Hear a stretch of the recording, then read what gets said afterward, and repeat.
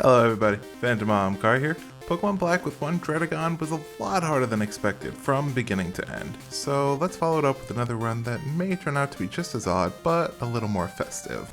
Today we ask, can I beat Pokemon Crystal with only one Stantler? Now, I'm really expecting this to be a challenge, especially after the first two runs I did. Another Pokemon in the slow EXP group, not to mention the level scaling of Crystal is terrible. There also isn't that many moves I get by level up, and as far as TMs, that's a mixed bag. I mean, we get access to Earthquake and Psychic, so that's something, I guess. And if I need to, there is Double Team. Just like always, I'll be writing the scripts as I go through the challenge, so everything here has been written before I started. Actually, you know what? Leave a comment if you think we'll be able to win this one. I think I can win, but I don't think I'll be able to take on the red fight at the end of the game. My type coverage may just be that bad, but I'm willing to give it a shot and see how far we can take it. Now let's go over the rules. In battle, I'm only allowed to use Stantler. I may need other Pokemon for HMs, but I'm not allowed to use them in battle. No glitches or exploits allowed. No items in battle, only held items and Pokeballs. Items outside battle are fine. Right off the bat, I use the Universal Pokemon Randomizer to replace Totodile with Stantler. That way we can use them the whole run. I replaced Totodile because that gives our rival Chikorita, and I think that'll just be the hardest for us to take on. We nicknamed Stantler Dasher and head on our holiday journey. Starting out by looking at our stats, I can't tell what nature we have, and I also don't know if having an item when we got it was supposed to happen. I even checked the randomizer and I hadn't clicked anything to give the starter an item, so I guess we just have a berry. And I knew we wouldn't have 4 moves when starting, but only having Tackle was a surprise. We do get Leer at level 8 and then Hypnosis at 15, so our next attacking move doesn't come until level 23 where we learn Stomp. Well, this early game will be an odd time. Good news is, I can learn Mud Slap, so as long as we beat Faulkner, we'll have another damaging move. So while we're getting started, I figured it's a good time to mention this is my first playthrough of this game in over 10 years. I played through Jotoh when Heart Gold and Soul Silver were out, and then again for a little bit when Gold and Silver were released on the Virtual Console, but I never finished them. So I'm going in partially blind. I know roughly how the game goes, but it'll also be a little bit of a blind run. It has been a while since I've done anything in Generations 1 or 2, so I'm looking forward to this. Up first is the Sprout Tower fight. Getting here was no issue, everything so far has gone down in 1 or 2 tackles, and this fight's just the same. But we hit level 12, so we're gonna go right into the Flying Gym. Thinking back, I don't think that was a mandatory fight, but that's fine. Some last minute levels never hurt anybody. Faulkner doesn't take that long at all. We have 4 tackles, and that's how we get the badge. Pidgey goes down in 2, and so does Pidgeotto. The fact that we have more of a hard time against a random hiker in Union Cave with 3 Geodudes just because I didn't teach Dasher Mud Slap after the first gym should say something. I mean, look at what a slog it is to get through these 3 Pokemon. After that we have the Slowpoke Well for the last little EXP before the Bug Gym. Mud Slap doesn't affect Scyther, so I will be stuck using just Tackle unless somehow I hit level 23 before we can pass the gym. But I don't think that'll be a problem. And against Bugsy we actually take our first loss. Metapod and Kakuna go down pretty easy, but before Kakuna goes down we are poisoned. So when Scyther comes out after a few tackles we're taken out by Fury Cutter. No big deal, I think that just came down to preparation. I have a Poison Cure Berry, I'll give that to Dasher and we'll see how it goes. And of course, just my luck, after putting the berry to stop us from getting poisoned, we don't get poisoned. We get back to Scyther on almost full HP and get hit with Fury Cutter. We land Hypnosis to put Scyther to sleep. After that, we get great luck and we keep hitting Tackle while Scyther stays asleep the whole time, and we get the badge. Now onto our rival fight after a quick heal. He's got Ghastly at this point, so I can't just mindlessly click Tackle this time. Rival fight number 1. I don't know if I mentioned this, but I named the rival the Grinch because I was feeling festive.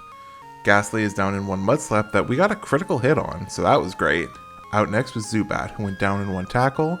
And then Bayleaf, who was out next and got us low with a critical hit on Razor Leaf, but we do manage to take it out with a tackle, and we level up as we beat the rival. Up next we have the bane of all Generation 2 runs, Whitney, who I'm surprised we didn't struggle with actually. I was able to take out Clefairy in just 1 headbutt, and out next is Miltank, who we hit a few Mud Slaps on to lower the accuracy, and it does save us from quite a few flinches from Stomp. But after only a few headbutts, Miltank is down and we are all set.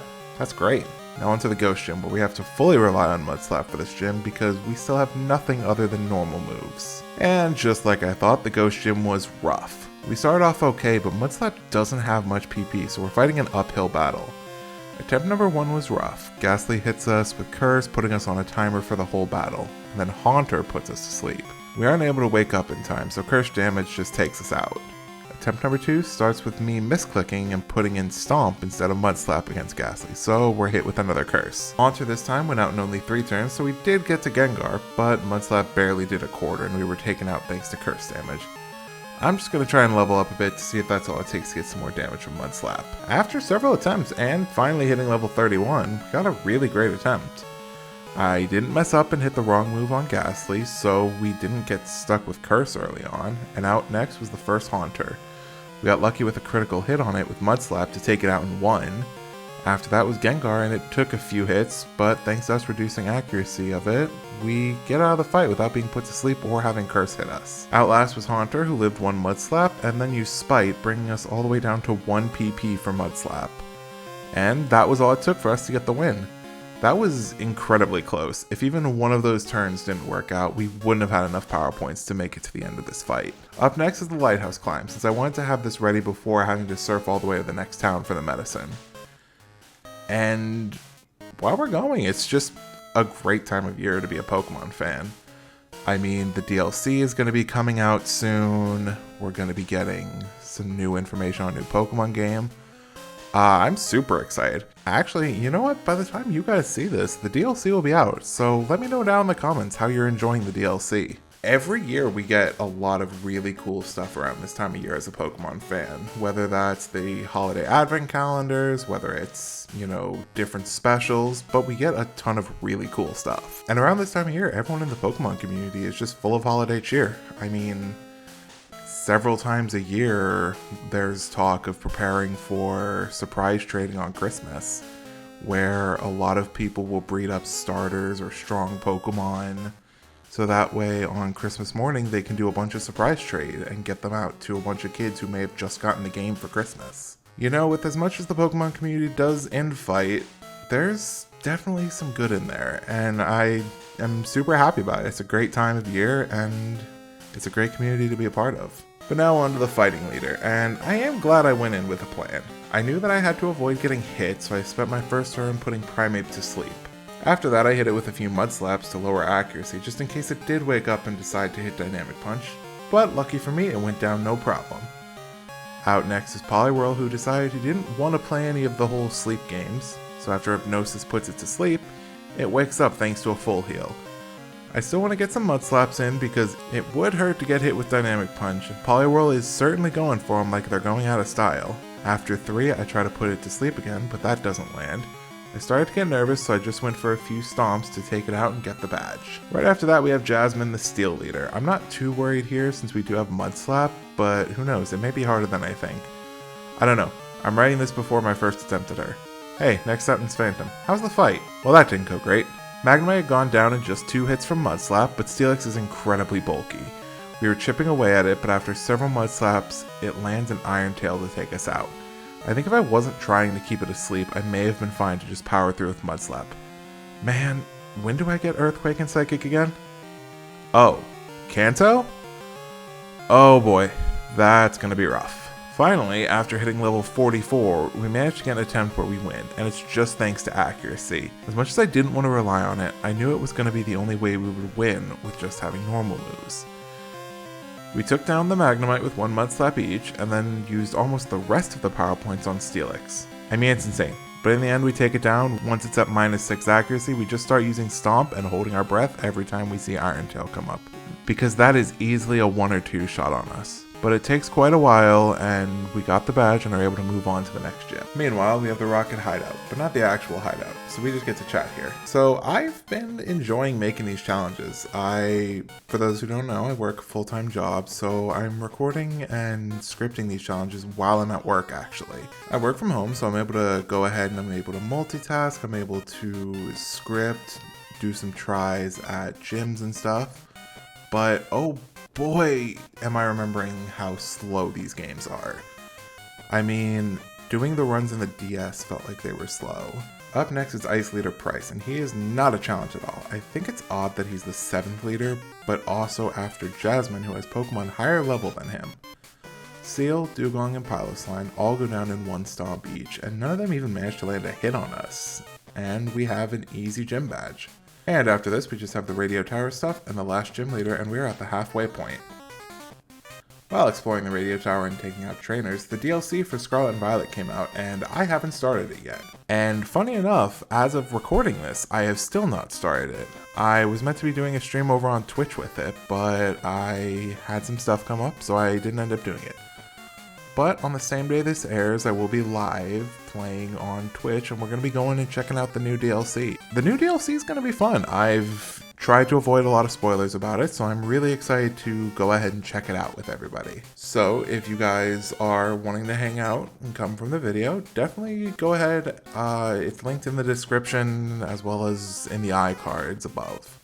In fact, sometimes on Twitch I live record some of the challenge runs, so there may actually be some coming up that you'll get a sneak peek at before they're edited. Up next we get to the rival fight, and everything had gone down pretty easy. It just took a few hits from Stomp to take everything down. And funny enough, Haunter didn't quite go down in one mud slap, but did take itself out with Curse trying to take me out. Then one critical Stomp took Meganium out, and we were able to get out of there unscathed.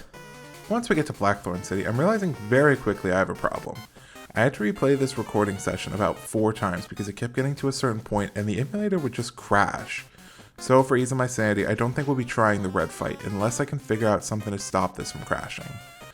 But I am going to at least tough it out until we can get to the Pokemon League.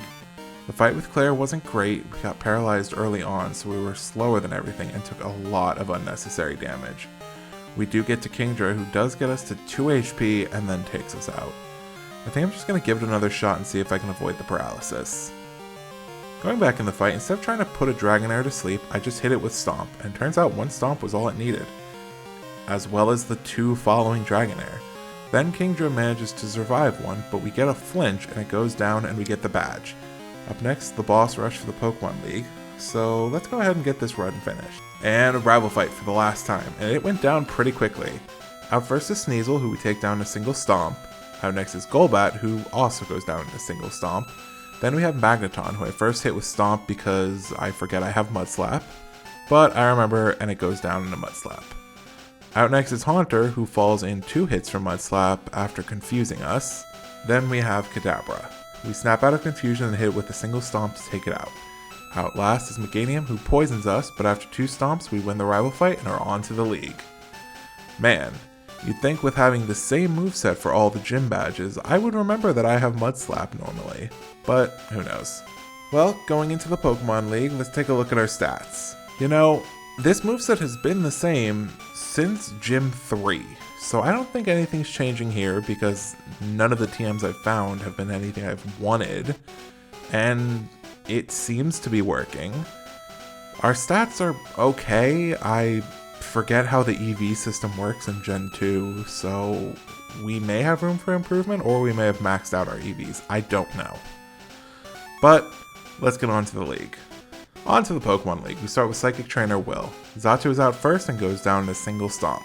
Out next is Jinx, who we managed to take down in another Stomp, but getting a critical hit this time. Exeggutor lives the Stomp, but we get a flinch, so we're able to get into the fight with Slowbro without any damage. Slowbro does live a Stomp and uses a Curse, so it survives another one, and then we get hit with Psychic. Outlast is the second Xatu, and we get it low with Stomp and are hit with Psychic. But after a Max Potion and 2 more Stomps, we beat Will and move on to the next member of the Elite Four. Up next is Koga, the Poison Trainer. We do manage to get it pretty okay up until Muck comes out. Starting off strong, we take the Ariados out in a single Stomp. Then out next is Venomoth. I decide to use Headbutt, that way I save a little bit of Stomp power points. But then Fortress comes out and is bulky, so it takes several hits from us, and we end the fight at a little over half HP. But we do level up and then are on to Muck. The first turn it uses Minimize, so it's going to be hard to hit from here. After several Sludge Bombs, we're taken out thanks to a critical hit. Time to try again. I don't have any new moves I can learn, so we're just going to be stuck trying this over and over again from here. And round 2 goes better than expected. Ariados is down to 1 Headbutt just like before, then Venomoth falls the same fate. Out next is Fortress, who takes a while but doesn't get us as low as last time. We just start hitting Headbutts and we get to Muck with more HP than before. And in a stroke of luck that feels definitely deserved, we get a critical hit, so it only takes a few Stomps to take out Muck. Out comes Crobat, who goes down in a critical Stomp, and that's the fight. Out next we have Bruno, who's a fighting trainer, so that's going to be rough. Bruno starts off not too bad. Hitmontop almost goes down in one hit, but since it doesn't, we do get hit with a dig before it goes down. Out next is Hitmonlee, who surprisingly goes down in a single headbutt. Then we have Hitmonchan. We get hit with a Mach Punch because that has priority, and it goes down in one hit. Out next is Big Bad Machamp, and we almost managed to take that out, but it lands a cross chop and we are down. That's exactly what I was afraid of. I want to get a few levels and try again. I'll just run through the Elite Four a few times and I'll let you know on an attempt I win. Finally, at level 64, we get an attempt we win. Hitmontop stops us from hitting it with just one attack and goes down a headbutt on turn 2. Then Hitmonlee goes down in a single stomp. Hitmonchan outspeeds us and hits us with Mach Punch, but goes down to a single stomp. After that, we have Machamp, who is outsped, and we flinch with Stomp, so we don't get hit. After a Max Potion and 2 more stomps, we take it out. Finally is Onyx, who we hit with a Mud Slap, and it sets up a Sandstorm. After a little bit of back and forth, we take it out and manage to beat Bruno. After that, we have Dark Trainer Karen. Umbreon confuses us first turns, and we manage to hit ourselves a few times. Umbreon does go down in 2 stomps after that. Then we have Vileplume out next, who paralyzes us with Stun Spore, so we don't get to hit often. Finally, we snap out of it, but we end up so low that by the time Gengar's out, we have barely enough HP to finish the fight. Let's just get back here and try it again. Between runs, I went and got a few PP ups just to give myself some more moves, and then we made it back to Karen. We got lucky and flinched Umbreon, so we don't have to deal with confusion. Out next is Vileplume, who we take down in 1 stomp, followed by Gengar, who used Spite to get us down 4 power points, but we take it out with just a few Mud Slaps. Out next is Murkrow, who falls to a single stomp, and then finally is Houndoom, who also falls in a single stomp. And that was Karen. So up next we have Lance. Here we go, champion time. So attempt 1 wasn't great, but we did a good amount of damage. Gyarados went down in 2 headbutts since we got a crit. Out next was Dragonite, and we used Headbutt. I was hoping for a critical hit just so we could avoid being paralyzed, but we got paralyzed anyway. Then we got a critical hit from Hyper Beam, and we're now under a half HP. Out next is the second Dragonite, but now we're down to 4 HP after another Hyper Beam. 1 stomp didn't take it out, and we went down. Now let's give it another shot and see how attempt 2 goes. I saved before we started the fight, so I'm just going to refresh and try again. And attempt 2, we went to Crit City. Out first was Gyarados, who only took 2 stomps to take out. Dragonite number 1 goes down, and we flinched it with a headbutt, and then it took 1 more to take out. Dragonite number 2 goes down in a single critical headbutt. Then we have Aerodactyl. It takes 2 headbutts, but goes down all the same. Then out next is Charizard, who we one-shot with headbutt, and then we have the final Dragonite.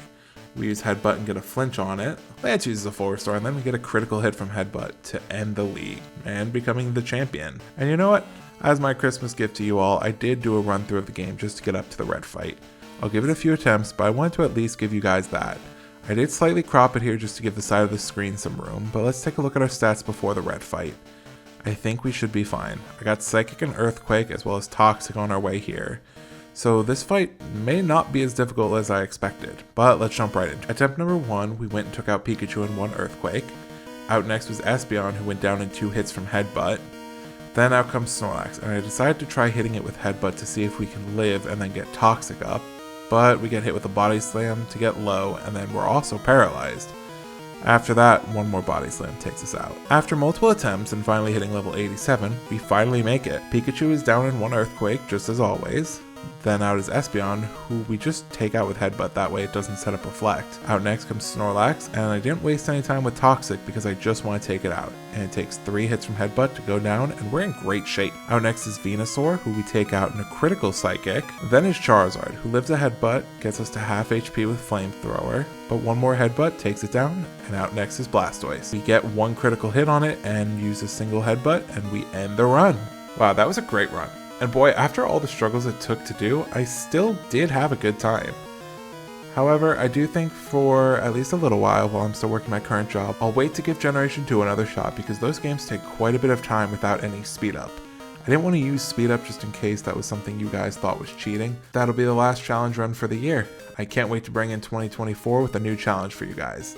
So be on the lookout for that when we take on Pokemon Fire Red as Team Rocket. If you guys enjoyed the video or had fun, leave a like and subscribe if you're new. I try to get these out as regularly as I can, and they do take a fair bit of time.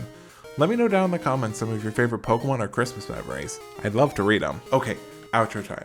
So that was great. it was an all over the place run that I am finishing so much closer to when it needs to be done than I would like. I mean, it was a great run after all the challenges. I mean, we weren't really given a lot of room to try things out with the moveset, but I think it's going to be real fun doing my first full team run. But like I said, that's how we're going to bring in 2024. We're going to go ahead and we're going to start it with a new run, and we're going to do our first full team run. I had a great time, and I am actually, as soon as I finish this, going to be hopping in and recording it. The way I'm going to be taking it is we're going to be doing Jesse and James's team from the anime. So we're going to be using the Pokemon they had with them during the Indigo League.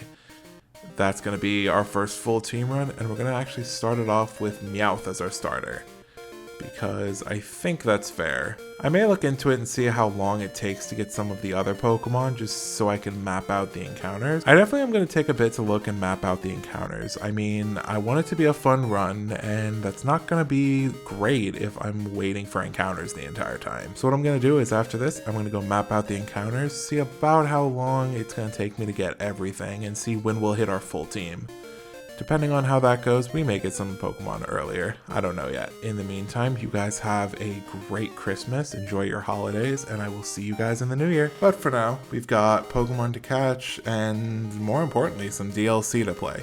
So again, if you are watching this on the day it goes live, I will be over on Twitch playing the DLC later on today. So definitely come check me out there. Again, link will be in the description as well as the iCard. And I hope you guys all have a happy holidays. Enjoy whatever you celebrate.